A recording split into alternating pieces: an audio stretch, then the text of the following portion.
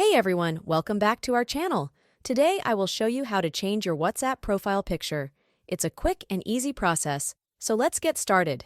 Open your WhatsApp application on your device. By opening the WhatsApp application on the home page in the upper right corner of the screen, click on the three dots. Then scroll down to the Settings option and click on it. Then, on the next page, click on your profile picture in the drop-down menu.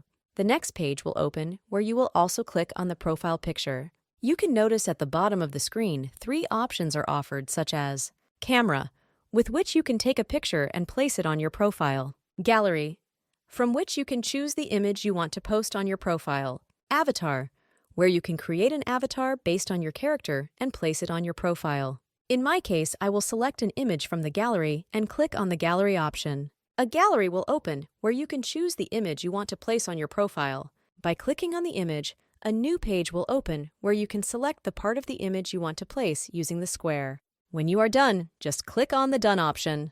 And that is that. You have successfully changed your WhatsApp profile picture.